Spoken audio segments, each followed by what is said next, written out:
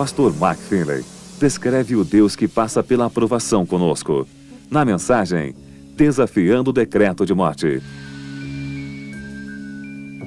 Alguns anos atrás, havia um garoto de uma pequena cidade em Vermont. Era um dia quente de verão e a temperatura acima dos 35 graus. A umidade do ar estava extremamente alta. Ao caminhar pela rua, você começa logo a transpirar. Quase nada estava acontecendo na cidade. Você sabe, a cidade tinha uma população entre 3.000 a 3.500 pessoas, apenas uma pequena cidade sonolenta da Nova Inglaterra, na cidade de Vermont. E um garoto estava sentado sobre um banco de madeira velho de uma antiga loja de variedades. Ele tinha uma faca numa mão e um galho na outra. E o garoto começou a cortar até que o galho acabasse. E então o relógio, um antigo relógio de pêndulo na parede, começou a badalar. E badalou 2 horas, a hora certa. Então badalou 3, depois 4, depois 5, 6 e 7. E então o relógio enguiçou e tocou 13, 14, 15. E os olhos do garoto foram crescendo, ficou de boca aberta. E então jogou a faca para um lado e o galho para o outro e saiu correndo pela rua. Você pode até imaginar uma pequena cidade pacata onde as pessoas estão descansando na varanda, sentadas em cadeiras de balanço, cochilando ou dormindo em suas camas. E então ele gritou: "Acordem, acordem! Nunca ficou tão tarde como agora!" Isto é verdade. Nunca ficou tão tarde. No último encontro, nós estudamos a pedra que destrói a imagem. Não estamos vivendo nos dias de Babilônia, ou nos dias da Medo-Pérsia, ou nos dias da Grécia, ou nos dias de Roma, ou nos dias da divisão do Império Romano. Estamos vivendo no final dos tempos. Estamos enfrentando os eventos que ocorrerão antes da volta de Cristo. Daniel, capítulo 3, descreve uma história surpreendente nos dias de Daniel, que é um paralelo dos últimos eventos no livro de Apocalipse. Daniel é dividido em 2 partes: profecias e histórias. As profecias revelam um lado épico da história antes da volta de Jesus e os grandes eventos que ocorrerão desde os dias de Daniel até os nossos dias. As histórias falam de oração, fé e qualidades de caráter que nos preparam para a volta de Cristo. Daniel capítulo 3 relata uma história surpreendente. Se você estiver com sua Bíblia, pegue e abra em Daniel capítulo 3. Em Daniel capítulo 2, nos é revelado o Deus que conhece o futuro. Ele é o profeta. Em Daniel capítulo 3, ele é o Deus que entra no meio das chamas de nossa vida. Ele é o Salvador. E em Daniel capítulo 4, ele é o rei. Temos Daniel capítulo 2, 3 e 4.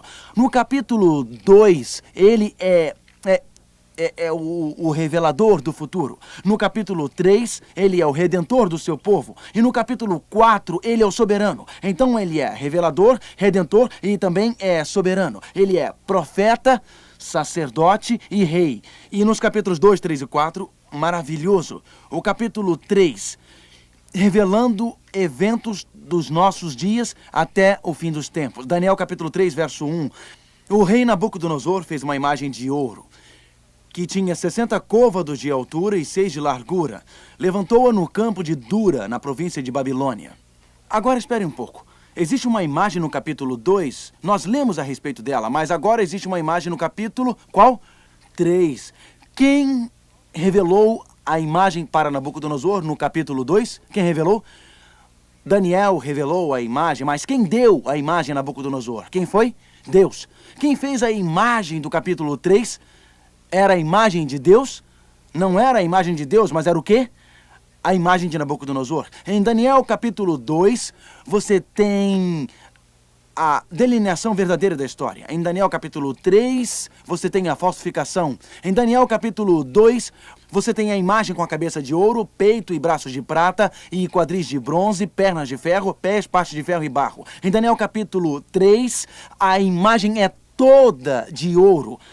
Então, em Daniel 3, você tem a imagem do homem, adoração falsa, estabelecida por seres humanos.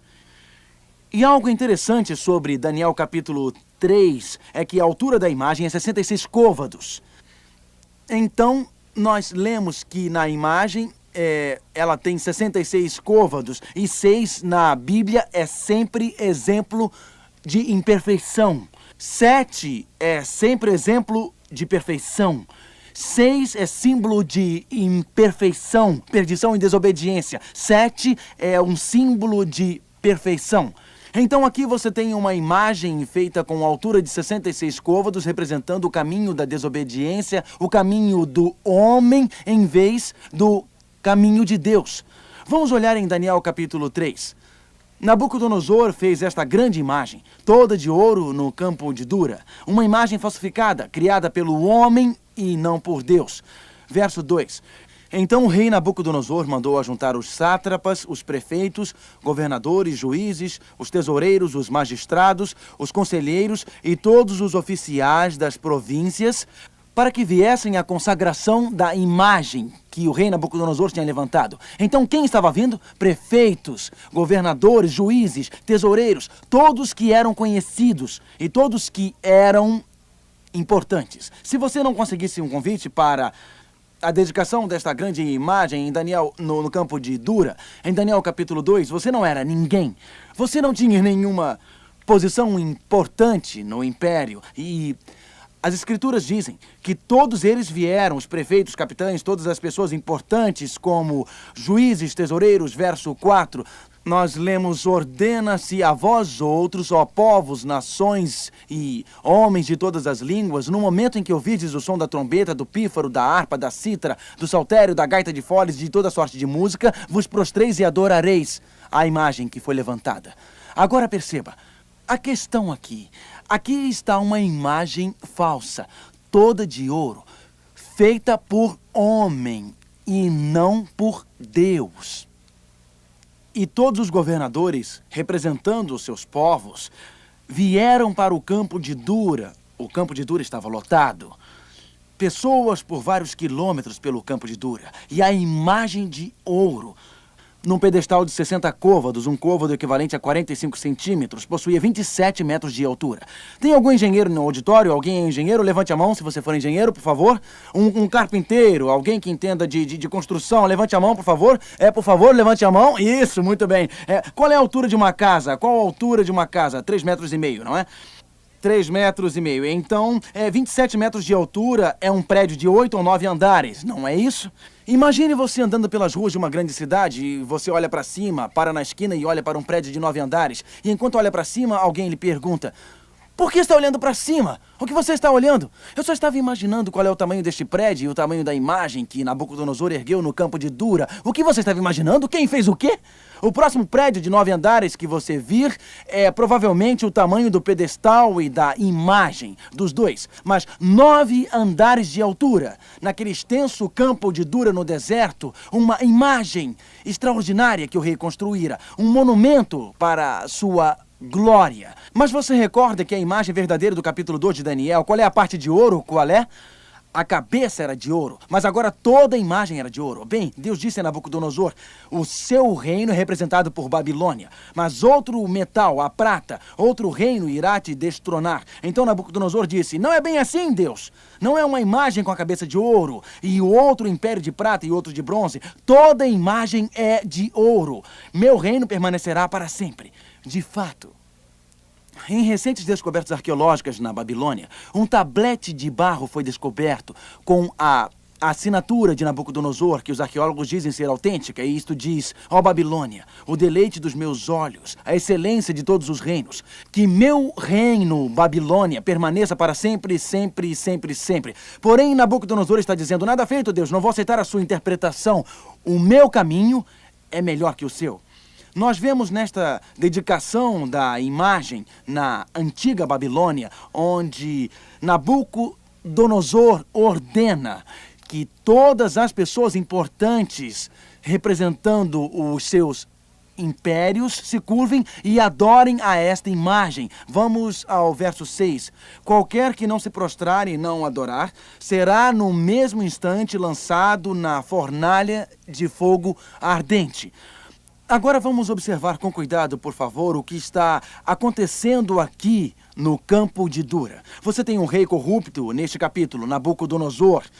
Existe uma imagem falsa neste capítulo, mas antes de terminarmos, você verá um Cristo compassivo. Temos aqui um rei corrupto, uma imagem falsa, e mais ao final, um Cristo compassivo. Tempo de prova, um julgamento dramático. Um soberano mundialmente poderoso, Nabucodonosor, ordena um decreto universal, isto é, obediência forçada. Ordena a todas as nações, povos e tribos. Eles são forçados a adorar. A questão principal é a adoração. Esta imagem falsa é uma oposição direta à verdade divina. Foi um tempo muito difícil, como nunca visto antes, porque a fornalha estava aquecida quanto? 7 vezes mais quente. E os 3 hebreus, como nós veremos, desafiaram a morte e foram salvos milagrosamente. Fico pensando num soberano poderoso. Fico pensando numa imagem falsa. Fico pensando numa adoração que é forçada e obrigada. Igreja e estados unidos em Babilônia. Nabucodonosor não somente comanda a religião política, mas também comanda a religião espiritual. E me pergunto se algo parecido acontecerá de novo. Eu me pergunto se isto é apenas uma bela história que aconteceu há 2500 anos. Será que a igreja e o Estado se unirão novamente no fim dos tempos? Será que o nosso maior líder voltará no fim dos tempos? Será que o anticristo se estabelecerá no fim dos tempos? Será que as pessoas no fim dos tempos enfrentarão a pena de morte? Quais os 2 livros da Bíblia, que são os 2 grandes livros proféticos? O livro de Daniel no Velho Testamento e qual é o outro? O Apocalipse no Novo Testamento. Venha comigo para uma viagem no livro de Apocalipse, mas deixe o livro de Daniel aberto, por favor. Apocalipse capítulo 13. Não vamos responder a todas as perguntas em Apocalipse por enquanto. Eu quero apenas mostrar o paralelismo no livro de Apocalipse. O paralelismo. As questões de Daniel se repetirão no fim dos tempos. As questões em Daniel, um soberano poderoso, a união da igreja e do Estado, adoração forçada, obediência forçada, um tempo de prova, um livramento miraculoso. Talvez a história de Daniel seja mais do que uma simples história relatando o que estava acontecendo lá. Talvez a história de Daniel, Sadraque, Mesaque e Abednego no campo de Dura, talvez isto seja uma maquete, uma pequena miniatura do que Deus está revelando em nossos dias. Nós vamos para Apocalipse. Abram em Apocalipse e prestem atenção. Apocalipse capítulo 13 e verso 12. Apocalipse capítulo 13, verso 12. Exerce toda a autoridade da primeira besta na sua presença. Na Bíblia, uma besta representa um rei ou um reino. Então, como Nabucodonosor foi um líder poderoso, vemos novamente aqui um líder poderoso que faz com que a terra e seus habitantes adorem a primeira besta cuja ferida mortal fora curada. Vemos novamente a adoração universal faz com que a terra adore.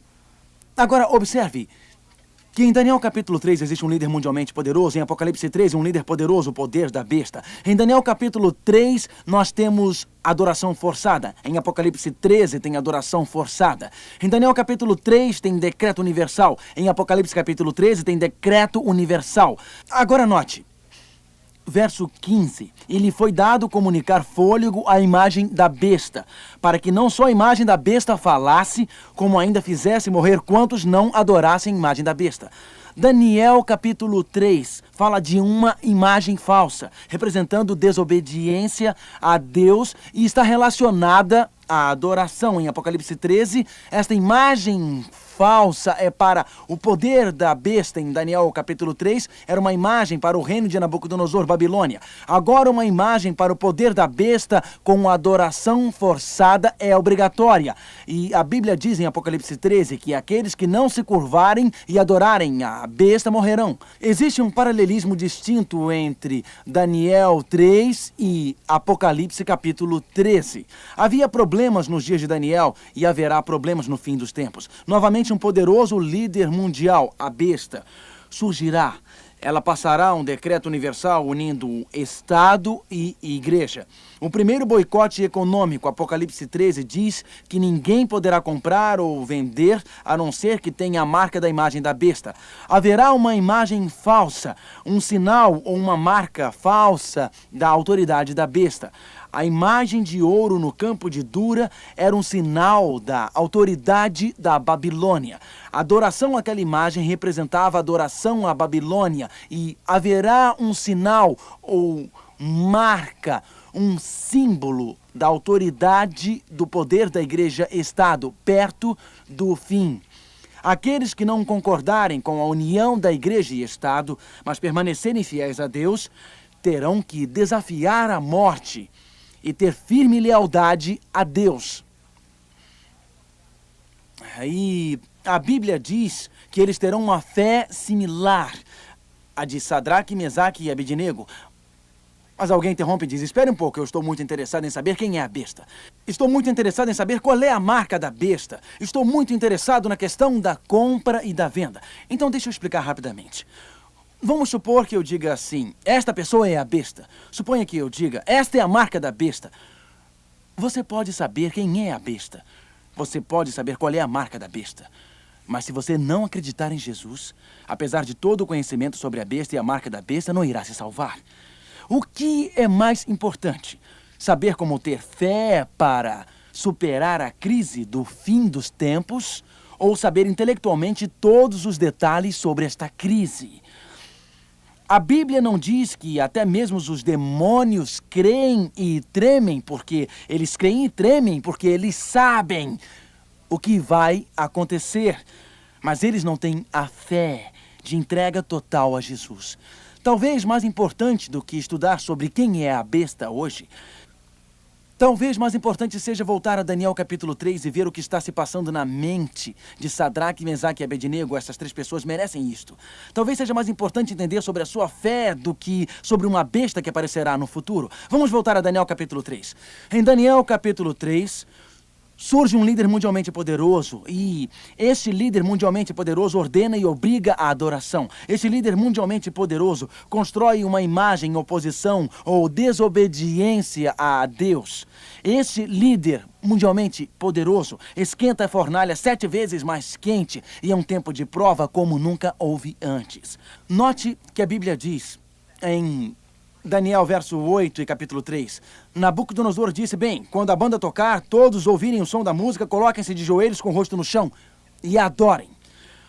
Mas os judeus ficam de pé, enquanto todos ao seu redor estão com os rostos no chão, adorando aquela imagem de ouro. Então Nabucodonosor fica nervoso, Nabucodonosor fica furioso. Daniel 3 e verso 8.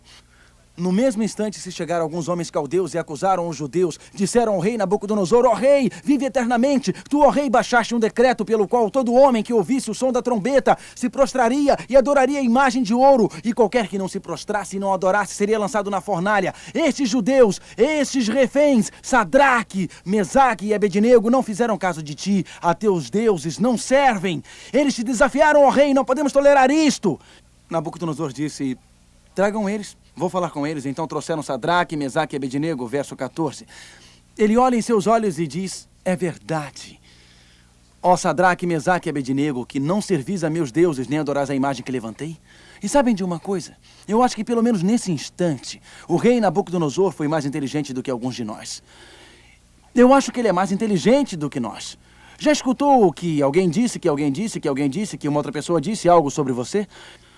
E você ficou tão chateada e muito revoltada porque alguém disse, que outra pessoa disse, que ouviu dizer que alguém poderia ter dito algo sobre você. E você ficou tão brava com aquela pessoa que aquela outra pessoa disse que... O que Nabucodonosor fez O homem mais inteligente da sua nação acusou os judeus. E o que ele fez? Ele o chamou e perguntou se era verdade. Eu acredito que muitos problemas nos relacionamentos seriam resolvidos se seguíssemos a lição deste rei. O que você acha? Se você acha que alguém disse sobre você, por que você não pergunta? João, eu escutei isto. Eu gostaria de perguntar se é verdade. Se for, resolva o problema. Se não for, esqueça o assunto e tenha uma boa noite de sono. Então Nabucodonosor disse, é verdade. É verdade. Ele disse, eu vou dar outra chance a vocês. Talvez não estivessem prontos. Agora, verso 15. Estás dispostos, e quando ouvirdes o som da trombeta, do pífaro, da cítara, da harpa, do saltério, eu já dei uma chance. Mas não abusem da minha paciência, não abusem. Não abusem, porque eu já perdoei uma vez, mas quando a música tocar, os seus rostos estarão no chão desta vez. E eles disseram, verso 16, Sadraque, Mesaque e Abednego responderam, quanto a isto não necessitamos te responder. Há coisas que você não precisa pensar a respeito enquanto está passando por uma crise. Eu vou lhe dizer algo. Se você tem que pensar a respeito, quando vai a uma festa de Natal da sua empresa, sobre o que vai beber ou não na festa, se você tiver que tomar a decisão na hora, você acabará bebendo. E se você tem que pensar toda vez que um programa na televisão aparece o que usa blasfêmia, palavrões e imoralidade, se você tem que pensar toda vez se você vai assistir ou não aquele programa, se você tem de pensar sobre isso toda vez, provavelmente você irá assisti-lo. Há coisas que você precisa resolver antes. Há coisas que você tem que decidir antecipadamente. Sadraque, Mesaque e Abednego foram até onde puderam. Eles foram muito dedicados, mas decidiram antecipadamente sobre que não curvariam as suas convicções e a consciência. Eles decidiram muito antes de irem à dedicação. Nós não vamos nos curvar às convicções de nossa consciência. Nós vamos ser fiéis a Deus. Então disseram ao rei, não estamos indecisos. Tu não precisas nos dar um dia para pensar, 2 dias para pensar. Já fizemos a nossa escolha. Nós já tomamos a decisão em nossas mentes. Verso 17. Se o nosso Deus, a quem servimos, quer livrar-nos, Ele nos livrará da fornalha de fogo ardente e das tuas mãos, ó rei. Se não, fica sabendo, ó rei, que não serviremos a teus deuses, nem adoraremos a imagem de ouro que levantaste. Rei, permita-me dizer algo. O Deus a quem servimos é muito poderoso. O Deus a quem servimos é tão forte que se Ele quiser, Ele nos livrará. Mas se Ele não livrar, mesmo assim não nos curvaremos, porque preferimos morrer acreditando em Deus, a curvar-nos às suas convicções. Existem pessoas que pensam o seguinte, que fé é como mágica, que fé é como um truque, que fé é como eu querer ir a um piquenique hoje e por isso eu vou orar para não chover em algumas partes do país, você ora para chover em outras partes para não chover. Algumas pessoas pensam que fé é assim, eu vou orar porque eu estou devendo R$ 158 no cartão de crédito e Deus vai mandar o cheque. A ideia que eles têm de fé é como se ela fosse um cordão da sorte, um pé de coelho. Então, se você orar, você nunca ficará doente. Se você orar, você nunca ficará endividado. Se você orar, nunca ficará desanimado, como se a fé fosse uma nuvem na qual você se apresenta e pede a Deus o que quiser, e Ele dá a fé, e é como se fosse uma nuvem voando pelo seu reino. Sadraque, Mesaque e Abednego disseram, nós sabemos que a nossa fé em Deus pode nos levar à fornalha ardente. Pois a fé não livra você do fogo, porque ela vai com você através do fogo. Cristianismo não é um cordão da sorte para as coisas irem sempre bem. Fé é uma forte confiança em Deus mesmo quando as coisas vão mal. Eu conheci uma senhora que assistiu a um seminário sobre o livro de Daniel. Igual a este, estávamos no centro de Chicago, num grande hotel, e ela me procurou ao final e disse, sabe, eu sou cristã e eu acredito que se eu tivesse fé, eu nunca teria câncer. Mas fui ao médico um dia porque percebi que estava perdendo peso, tendo enjoos e alguns outros sintomas. E o médico diagnosticou o meu problema como câncer. Eu tenho um pequeno tumor maligno e ele está crescendo. E então eu voltei ao médico e começamos o tratamento. Isto foi há 6 meses. Eu tenho feito quimioterapia, radioterapia, mas ainda continuo com o câncer. E como eu estou muito abalada, eu resolvi procurar os meus amigos e eles disseram: olhe, veja bem, se você tiver fé suficiente, você será curada. Deus irá lhe curar. E agora eu tenho 2 problemas, porque eu tenho câncer e não tenho fé suficiente. Pois eu orei. E quando voltei ao médico, o câncer estava piorando. E eles disseram, se você tiver fé suficiente e realmente acreditar, pode ser que talvez exista algum pecado em sua vida, por isso Deus não pode curá-la. Agora ela tem 3 problemas: câncer, não ter fé e algum pecado na vida dela. Quando terminei de falar com os meus amigos cristãos, eu estava tão deprimida e tão desencorajada, porque eu me senti uma pecadora e isto deve ser alguma maldição de Deus sobre mim. Então disse a ela que eu demorei a entender que Sadraque, Mesaque e Abednego não foram salvos das chamas, mas que Deus estava com eles dentro das chamas. Bom, talvez eu esteja adiantando um pouco a história. Vamos a Daniel capítulo 3. Note que em Daniel capítulo 3, Sadraque, Mesaque e Abednego estão diante de Nabucodonosor. Não vamos pensar sobre isto se quiser nos jogar no fogo, tá bom? Já tomamos a decisão de sermos fiéis, de sermos leais a Deus. Verso 19. Então Nabucodonosor se encheu de fúria, e transtornado o aspecto do seu rosto contra Sadraque, Mesaque e Abednego, ordenou que se acendesse a fornalha 7 vezes mais do que se costumava. Vejamos o verso 20. Ordenou aos homens mais poderosos que estavam no seu exército que atassem Sadraque, Mesaque e Abednego e os lançassem na fornalha de fogo ardente. Então estes homens foram atados com seus mantos, suas túnicas e chapéus e suas outras roupas e foram lançados na fornalha acesa sobremaneira. Verso 24. Então o rei Nabucodonosor se espantou e se levantou depressa e disse aos seus conselheiros: não lançamos nós 3 homens atados dentro do fogo? Responderam ao rei: é verdade, ó rei. Eu, porém, vejo 4 homens soltos que andam passeando dentro do fogo sem nenhum dano, e o aspecto dos 4 é semelhante ao filho dos deuses. E ele disse: 3 homens foram lançados no fogo. Mas alguém entrou lá, e só uma coisa que se queimou, só uma coisa que foi consumida. Nós os jogamos atados, nós os jogamos algemados, nós os jogamos presos, e a única coisa que se queimou foram as cordas das suas mãos. E agora eles estão livres dentro do fogo, e o aspecto do 4º homem é como do Filho de Deus. Quando você passa pelas chamas da sua vida, quando você passa pelo fogo do divórcio, quando você atravessa as chamas da sua vida, e você está sozinho, deprimido e acha que não aguenta mais, quando os dias para você não estão no futuro, mas agora, porque os filhos que você educou como cristãos esqueceram destes princípios, quando o seu coração está partido, e você está deitada na sua cama às 2 horas da manhã chorando porque o seu marido a deixou por outra mulher. O travesseiro molhado de lágrimas. Quando você finalmente se aposenta e tem uma bela casa para morar, então a sua esposa é atropelada ao atravessar a rua.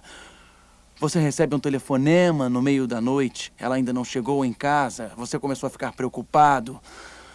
Ela está morta. Quando você passa pelas chamas da sua vida e parece que você vai ser consumido pelo desespero, depressão, desânimo, olhe através de suas lágrimas, porque dentro das chamas de sua vida, Ele está lá. Nos desapontamentos de sua vida, Ele está lá. Nas desgraças da sua vida, Ele está lá. Nos desânimos da sua vida, Ele está lá. Quando eu era garoto, meu avô costumava criar canários. A criação de canários ficava no 2º andar da casa em que morávamos, em Hammond Place, número 9, em Georgia, Connecticut. Um dia eu fui assistir ao meu avô treinar um grupo de canários.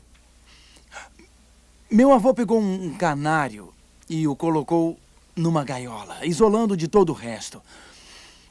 Então ele cobriu aquela gaiola com uma grande coberta preta, deixando aquele canário na escuridão da gaiola. Em seguida, vovô fez.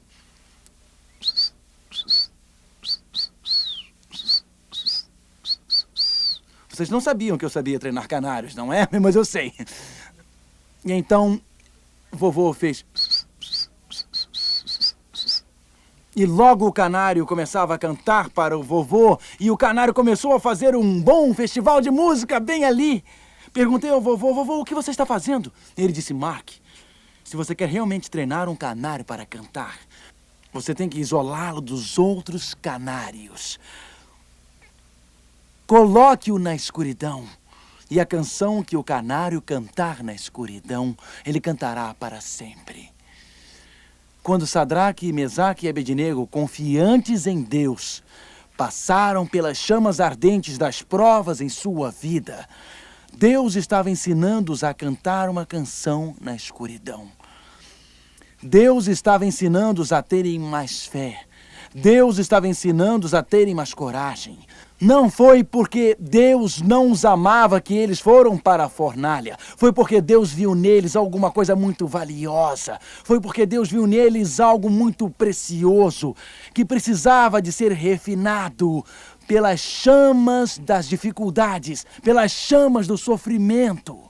Alguns de vocês estão pensando: eu não preciso disto agora porque tudo na minha vida vai que é uma maravilha. Eu não estou passando por nenhuma chama. Mas você vai. Você vai. Todos nós passamos por sofrimento. Todos nós experimentamos a dor. O mundo em que vivemos não é só pêssego com creme, como Poliana nos cantava. Todos nós, em alguma ocasião de nossa vida, passamos pelo fogo. Quando Sadraque, Mesaque e Abednego passaram, eles não passaram sozinhos, não. Eles não estavam sozinhos. E se hoje você estiver passando pelas chamas, e se hoje estiver passando dificuldades, e se você se sentir consumido pelo fogo, lembre-se de que o fogo queimará apenas as cordas que estão amarrando você à terra. Lembre-se de olhar através da fumaça, das chamas, das lágrimas e ver o Filho de braços abertos, abraçando você e sussurrando a você: coragem, coragem ao seu ouvido.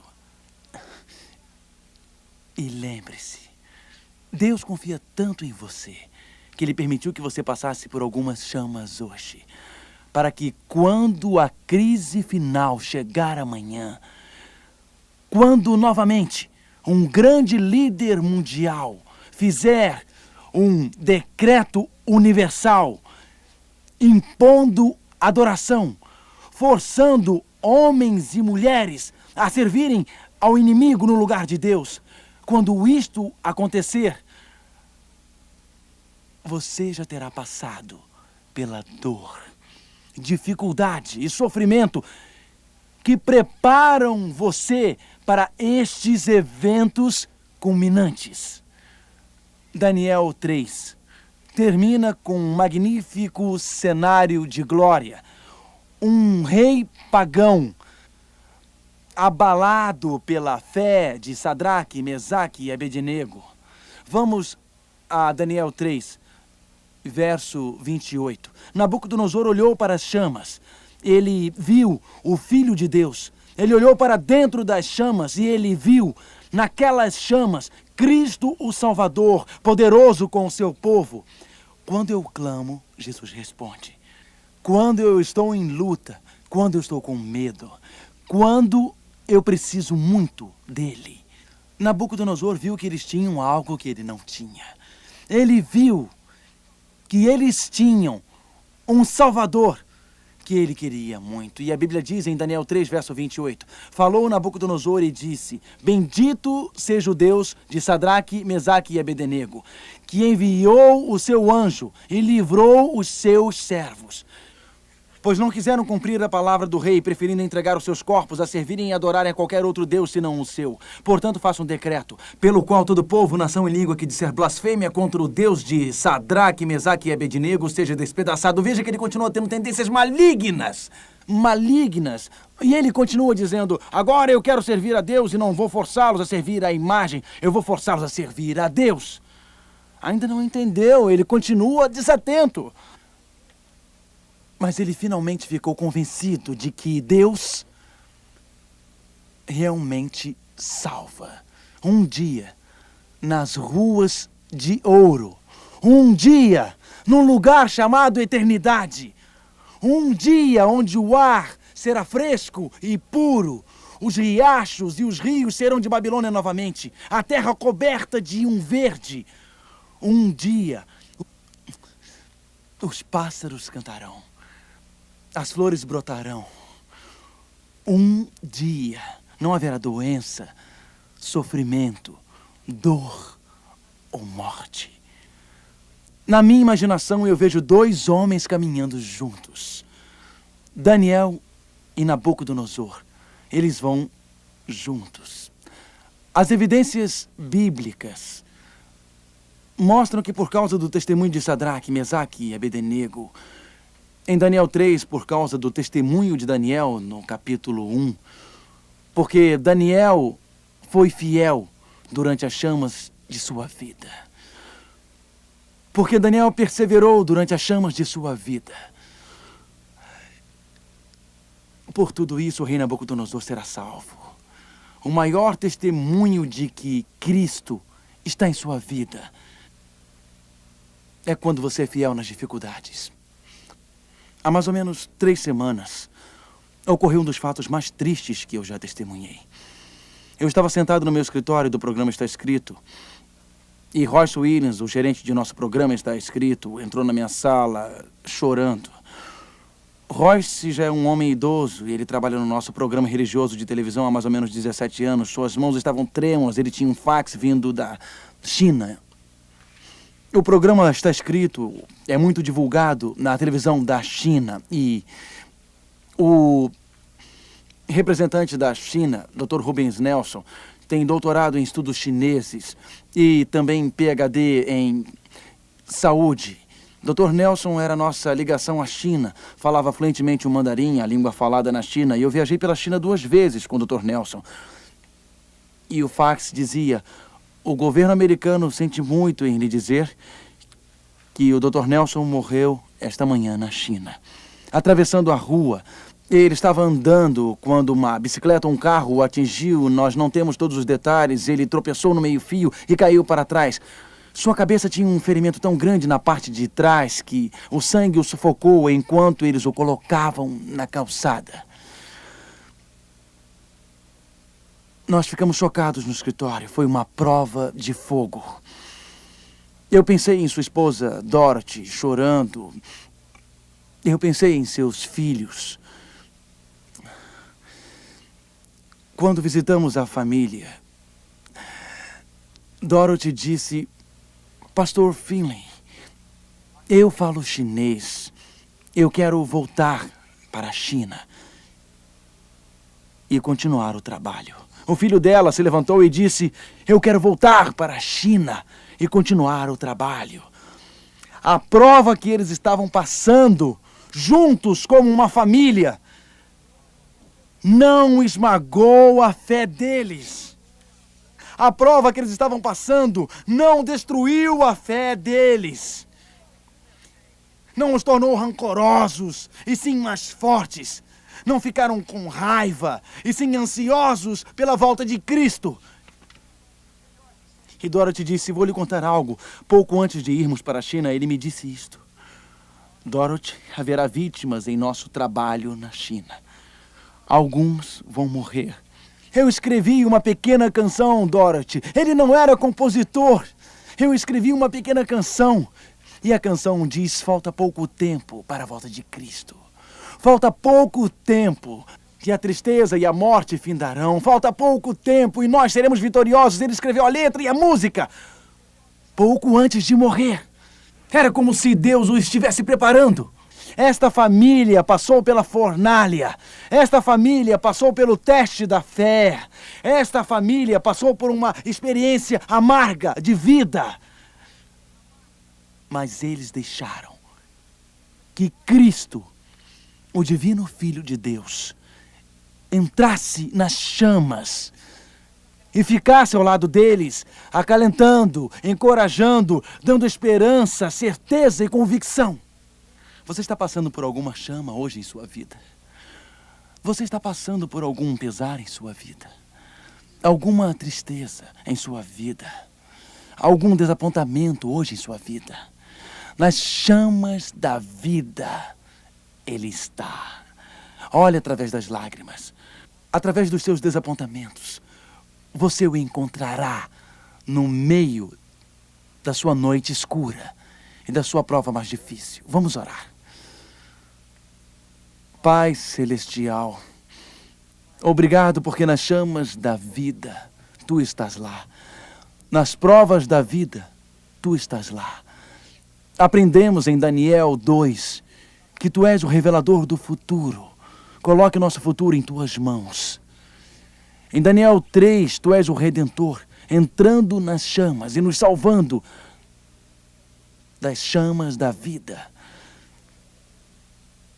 Traga-nos para mais perto de Ti, cantando o hino da salvação na escuridão. Ó Pai, eu acredito alguém que assiste a esta palestra pode estar passando por uma prova difícil. Dê coragem e esperança a esta pessoa.